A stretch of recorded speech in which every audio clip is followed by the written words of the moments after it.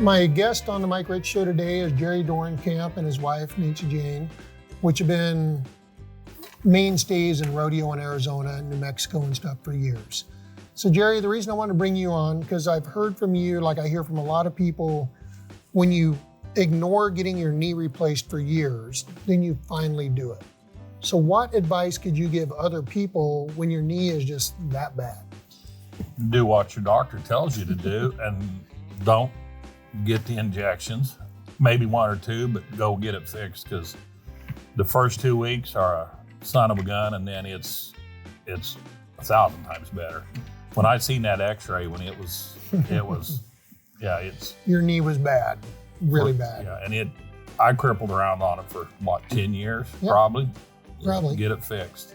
So then we did cortisone injections on you. Correct. A couple times, and then Nancy Jane got involved and said, we can't keep limping you along.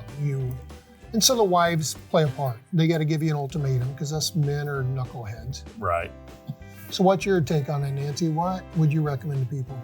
I was on him for a long time before that to get his knee replaced, because I knew that the injections, I knew they weren't working like he tried to tell himself they were working for quite a while. Yeah. And finally, when he wasn't gonna, you told him you're not gonna inject it anymore, within 10 days, he had a new knee. Kind of a come to Jesus moment, huh? Exactly. It was, because I couldn't keep, I was getting angry at him because he was hurting so bad. And that's not a positive place to be. Too. Yes. Yeah, because now he's miserable, he can't get out of the truck, put diesel in it, you're hearing it, you're dealing with it daily. Correct. So it's a family decision, to be honest. Right, and you can't do your work. Once we chop the end of 2 bones off and put a new knee in there, a couple weeks suck, to be honest. Putting it nice. Yeah. And my surgeon looked like a mechanic. I thought, I'll just back up, tell this story. I was sitting there just about to fall asleep, and this guy walks in with a ghetto blaster on, and Elton John was singing Rocket Man, and I thought, well, if I die, I'm But anyway, I asked the doctor, I said, do you have a knee for a fat guy? And he said, oh, I got a box of them back there, I'll look and see. And I told him when I went for a checkup, I said, I hated you for a week. He said, most people hate me for 2 weeks. Mine actually, after a week, was... About a week? Yeah, it was, heck, I was going. It felt so much better after the swelling and stuff went down. Yeah. It was night and day. Because you got to figure, it's a construction job. Like, we go in there with like a Sawzall, to be honest. And it's got a jig, and we just lop off one bone, lop off the other bone, stick this new thing in there. And the body is going to be F you for a while, for lack of a better term. That's what he told me. He said, don't watch a video of it. He said, it's, because I told him, I said, I want that knee in a jar. He said, they're not going to have part of the knee left. Because it's coming out in chunks. That's what he said. But no, it was night and day. So, and the other thing, while we're on the note of your experience, like you have back problems right now. Correct. And you have some spinal stenosis, you have a bulging disc, which you've sent me your MRI. So I think we have a plan, we just got to implement it to kind of take care of that. But it's kind of, the human body wears out. I mean, what's the word I'm looking for? It's like the roads, it's not the miles we travel, but the roads we travel. Right. You've had a ton of washboard roads, bud. Oh, you really have. From your career, rancher, competitor. Stupidity when I was young. Yeah. You know, we played sports, and that's what scared me about my back, is I don't remember doing anything, you know, lifting and straining it, and it just started hurting. And I actually thought, well, my new knee, my body's switching, and I thought, well, it'll go away. Well, it just never has. I thought it'll eventually get better, but it didn't. Yeah, and you got degeneration of the spine from the MRIs, but if we MRI'd your spine, it's going to show the same degeneration. As we get older, things wear down. Mm-hmm. It's just what it is. But we can definitely do a lot with that deal there. And Nancy Jane, with your history in rodeo in Arizona, New Mexico, all over the years, what do we see more now with young kids coming up? Well, it's changed so much in my lifetime. I went to my first rodeo when I was 2 weeks old. My dad was a bullfighter. And I can remember we were in Sterling, Colorado, and a guy got hung up, and it used to be just one bullfighter. And a guy got hung up, and when he came off, his spur cut this muscle in his arm. and it was in the middle of the night, no 24-hour emergencies. So a guy on the rodeo committee took him to his house, laid him on his kitchen table, and stitched up my dad's arm. We drove all night with Jim Poteet and Phil Line to the next rodeo. And that's how you had to do it. There was no Justin Sports Medicine. There wasn't anything to help you along. You just did it. And when my dad broke his leg in Vernon, Utah, he had almost $100,000 worth of bullfighting contracts, and he was out. For the audience, tell everyone who your dad was. His name was Chuck Henson. Yeah. He was great. My really sister good. and I were blessed. He's in the Cowboy Hall of Fame. He's in the Pro Rodeo Hall of Fame. He served on the PRCA Board of Directors. His mom was one of the riding Greenoes. She's a lady saddle bronc rider from Montana. And so I've had rodeo in my blood. My mom's from Midland, Texas, and she rodeoed. My grandpa rodeoed, ran the Scarborough Cattle Company ranches for 70 years. So we've been in this lifestyle for a long time. But you just whatever happened to you, you had to figure out how to make it. Yep. I can remember my mom always saying that whatever house we had, the mortgage we had, was never more than she could make if she had to go clean hotel rooms and pay the mortgage, because you never knew what was going to happen to my dad. True. And there was no support system, you know, like the crisis fund. There was none of that, or even. Not back then, there definitely wasn't. You know, so you did what you had to do. Nowadays, these guys, they can come in, and if they get dinged up, or if they were dinged up at the rodeo before, they can come in and they can get, you know, massage and treatment and help them from getting hurt worse, or being told you need to lay low for a week or so, you know, to heal up. And they don't just have to keep going because they have no alternative. But it's that kind of can-do attitude you grew up with, and I'm sure Jerry did too, and I did with my family on the ranch too. Like, we don't complain about it, we just go forward. Like, your back's giving you grief today, but I'm sure you still did chores today. Yeah, I got up and trained at 7 o'clock this morning, and I'll flank some bucking horses tonight. And you know, like she said, nowadays I think the guys trained to start off with. A lot of the young guys trained. True. When I was competing, nobody trained. You know, and if you got hurt, it was a shot of whiskey and an ace bandage or something like that, you know, or some aspirin. Nobody tried. I don't know anybody that trained. Yeah, but now a bunch of them is, especially bareback riders, bull riders, even steer wrestlers now. Right. Like, they're doing workout programs, they're eating healthier.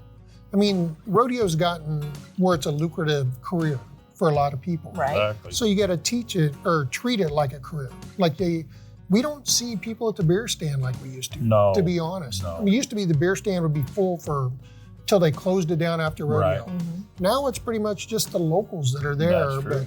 But our competitors are on the road or in their trailer somewhere, but they're not at the beer stand. You know, that's what I was talking to Zeke there in the locker room at the finals, and that's what he said. He had to change. He said drinking beer, and he said I had to completely change, because he pointed those other. He said, you think these young guys are training and they're, and he's the old guy. He's 28. He said I had to change my way of thinking if I wanted to beat him.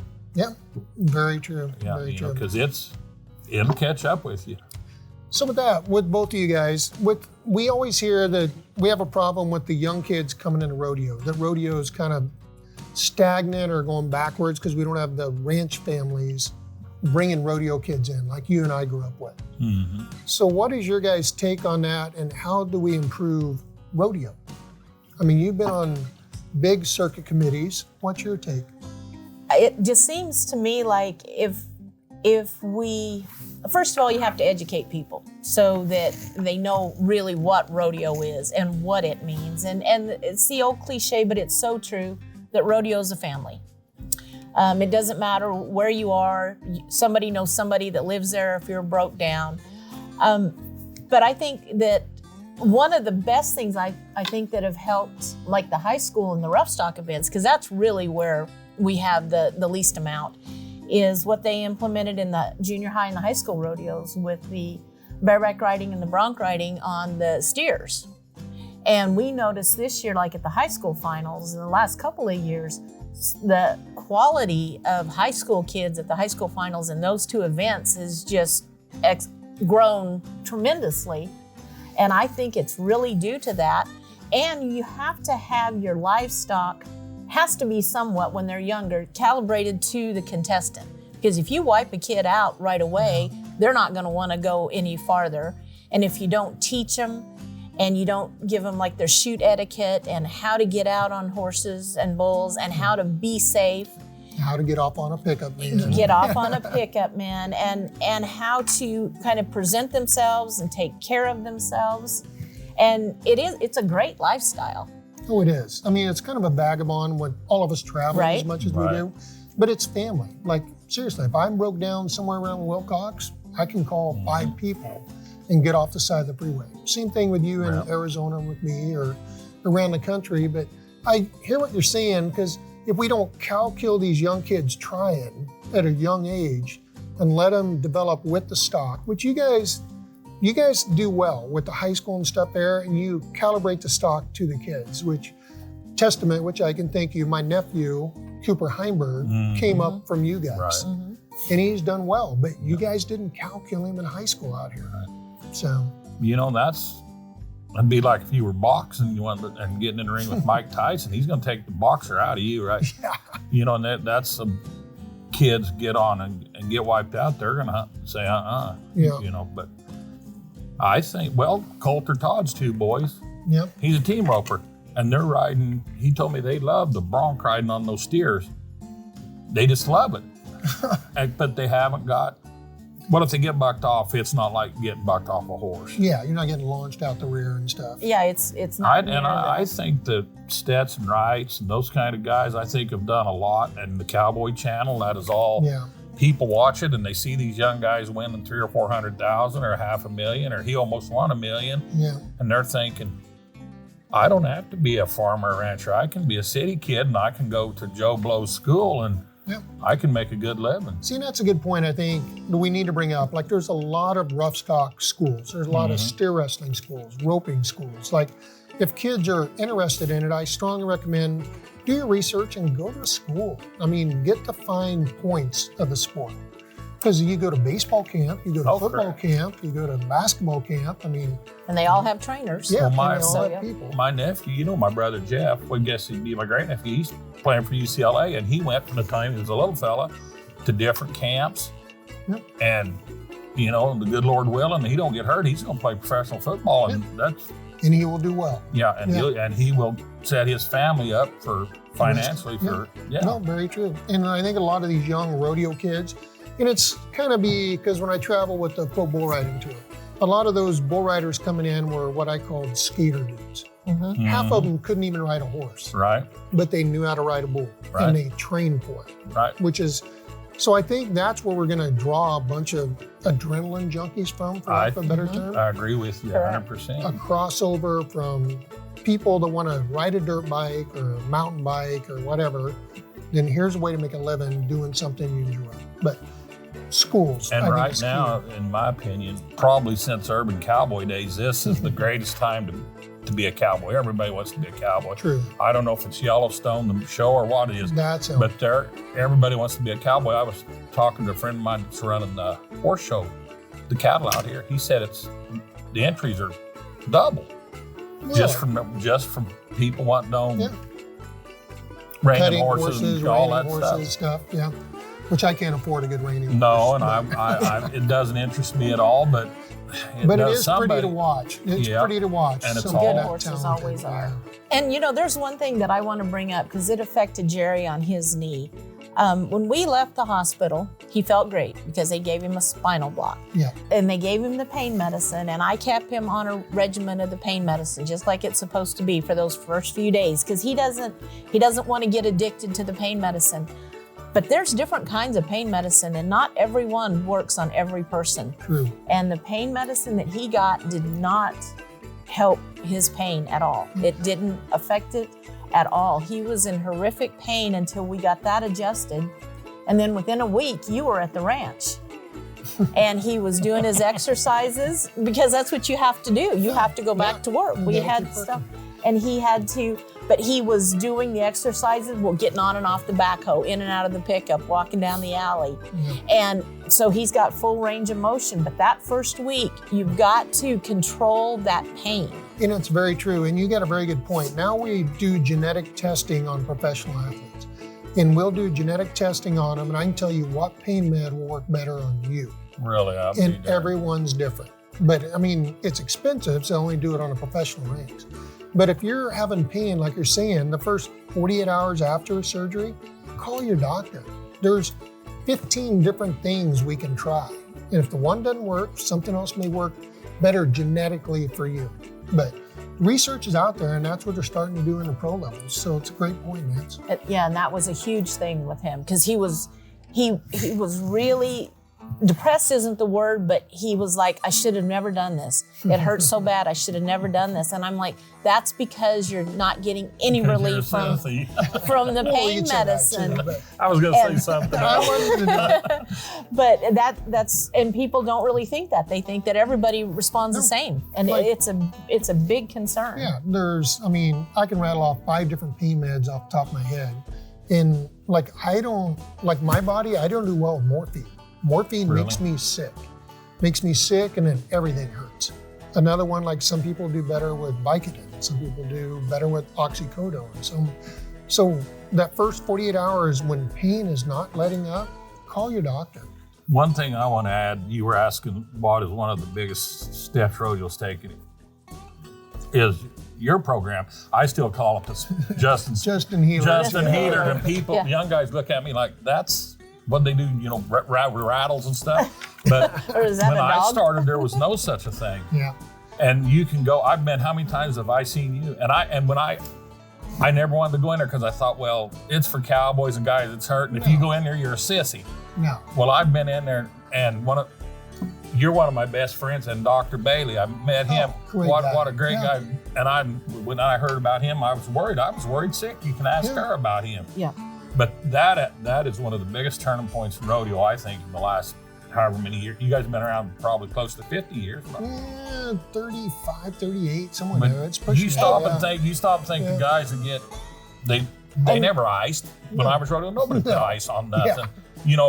Like I said, you went to the beers. And don't wait until you're in such bad shape, because he never wanted to go in there because he didn't think he was hurting bad enough. Because there are guys. That's exactly but that's right. done more. That's helped the rodeo business tremendous. If nothing else is taken away from the show, telling people we treat barrel racers too. We treat team ropers. We treat calf ropers. We don't look at our trailer and say, hey, we're not going to go in there because that's just for the guys that are really hurt. That got hurt. That's exactly how he felt. Yes. Come in when your elbow hurts and it's tendonitis. We can show you what to do to make it go away. Well, Kenny Clayball, I called him yesterday. He's an old pickup. I picked up the finals a million times. Last year, you guys injected his hip. Yeah. And I called him. He's in Wyoming. He said, I almost drove down there just to have him inject my hip again. So that was Dr. Bailey. He's a great he's a great guy. But you guys have done more. I think getting the information out there, and you guys being stock contractors can help us a ton with that. When you see someone hobbling at the rodeo secretaries or looking at stock, just go let them know what's bugging you. And I even had that stigma that, oh no, you're not hurt that bad. Don't bother them, because there's guys that got wiped out that are in there. And that's something new we've tried to come around, because Kaylee, our niece, she breakaway ropes and she flanks for us. She had to go in there because she was having trouble with her shoulder. Yeah. And she didn't want to. She goes, no, I'll be all right. And I'm like, that's what it's for. That is exactly what it's for. And it's like last night at the bull riding, it's crazy. We're seeing a female, for an arm injury, nothing major. We're sewing up a guy's chin at the end of the trailer, and we're doing back rehab on another guy. It's like, we have the space. Just because you're not bleeding out doesn't mean don't come in. And Please come in. That's a lot of the stigma, that people don't want to bother you. Yeah, I think it's more people our age. I think the younger guys started rodeo and it was there. They did. That's true. They never. True. They weren't around when. But the more I can help our generations, like you're not that much older than me, to be honest, No, but probably not as old. oh, mercy.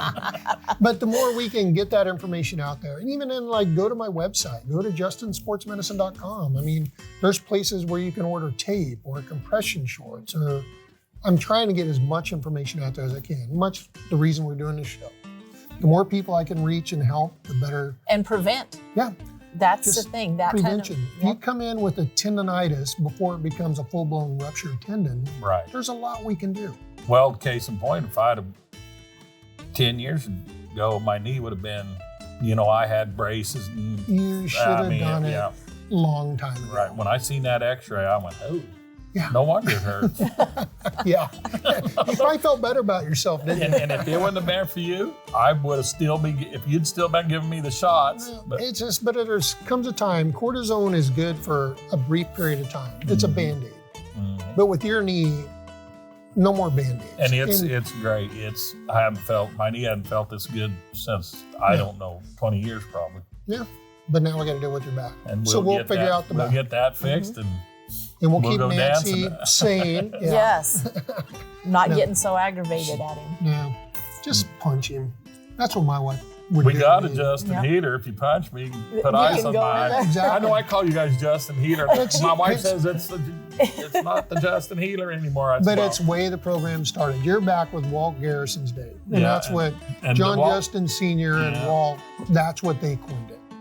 That's Yep. when it started. Justin Healer was Walt Garrison. And God bless him. you Great know, and guy. that was a forward thinking. Somebody thought that Yeah. because how many Cowboys Walt's age you see that are completely crippled, can't even A move bunch. because, all of them were broke, none of them had insurance, Yeah. so they couldn't even go.